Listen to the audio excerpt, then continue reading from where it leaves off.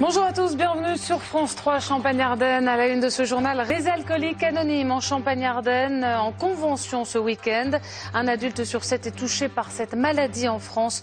On en parlera avec le président national de l'association. Il est ardennais, le docteur Paul Belvez. C'est une première dans la région. Les alcooliques anonymes seront en convention ce week-end en Champagne-Ardenne. La Champagne-Ardenne, région du président national de l'association. Paul Belvez, bonjour. Vous êtes alcoologue, l'allié dit naturel de l'association. À ce titre, vous n'êtes pas tenu par l'anonymat. Quel intérêt dans une telle convention? Montrer aux alcooliques qu'ils ne sont pas seuls, c'est ça l'important? Tout à fait. C'est un message d'espoir. Cette réunion, cette conférence, première conférence champardonnaise réunit tous les groupes d'alcooliques anonymes de la région et c'est pour une journée de réflexion festive et partagée dans une véritable fraternité et échanger leurs réflexions sur le rétablissement de la personne alcoolique.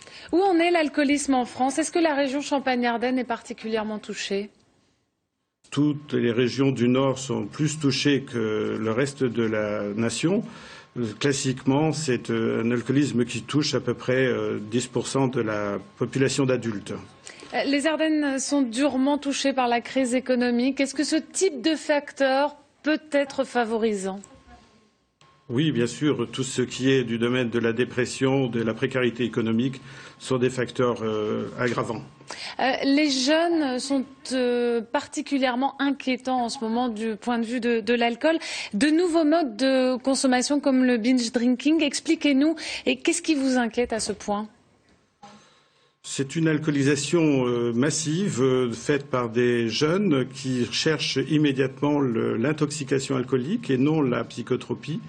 Ça pose problème pour certains d'entre eux, mais pas pour une majorité. C'est un mode d'alcoolisation assez moderne, j'ose dire, partagé par tous les jeunes européens et qui pose problème dans certains cas, surtout actuellement en Grande-Bretagne où on dénonce quand même quelques décès par overdose d'alcool. Vous me disiez en préparant l'interview qu'on a parfois trouvé chez certains jeunes jusqu'à 8 grammes d'alcool, c'est possible ça? C'est malheureusement des records qui ont été notés. Et à partir de quand est-on dans un coma alcoolique?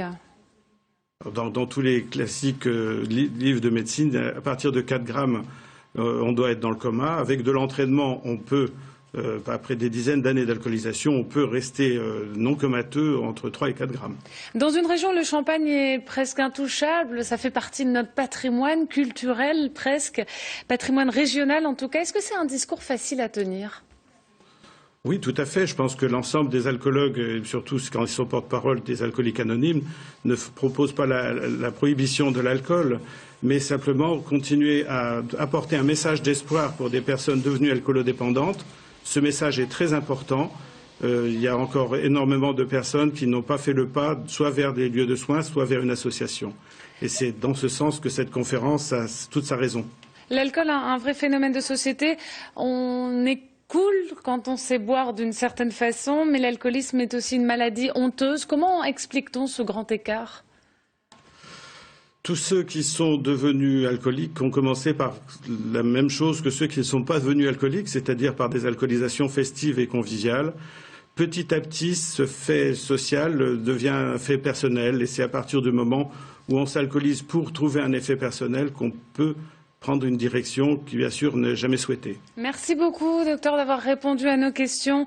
Je le rappelle, vous êtes président national de l'Association des alcooliques anonymes et la première convention des alcooliques anonymes en Champagne-Ardenne, ce sera ce samedi et dimanche à Andecy, au sud de la Marne.